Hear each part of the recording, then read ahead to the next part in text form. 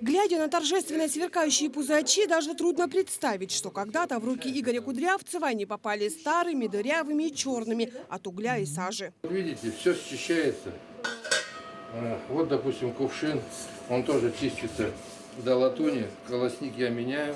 Свое необычное хобби Игорь начал всего 6 лет назад и уже собрал серьезную коллекцию. Это более 100 самоваров разных годов и даже веков. Рюмки, кастрюльки, банки, шарики и фонарики. Формы у самоваров бывают самые разные. О каждом из них он может рассказывать часами. Самовар, форма шарик, ну или шар, был приобретен мною в Финляндии. То есть я списывался с человеком, который в Финляндии продавал этот самовар. Выпуск этого самовара, ну я думаю, конец 19-го, начало 20 века. Самоварная фабрика Берта Густавны Тейли. Кстати, в Якутии в основном распространены самовары именно этого тульского торгового дома имени Берты Густавны Тейли. Огромные, латунные, их производство было поставлено на поток фабрикой Тейли в 1870-х годах.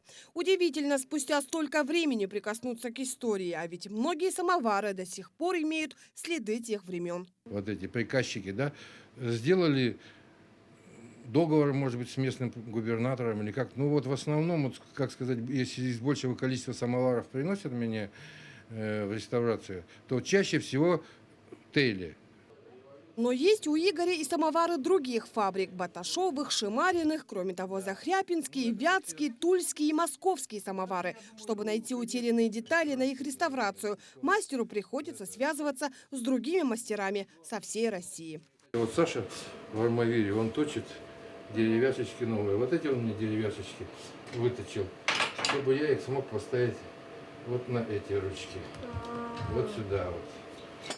Но это только детали. Основную же работу приходится все же выполнять самому. Выровнять и выстучить смятые стенки, где-то подпилить, а где-то зашкурить. Работа кропотливая, но как приятно потом пить чай из сверкающего и чистого самовара. Кстати, подогреть воду в таком самоваре – отдельное искусство. А вдвойне приятно пить свежезаваренный чай. Мастер утверждает, что он не только вкусный, но и полезный. Ульяна Шагина, Георгий Григорьев, Якутск.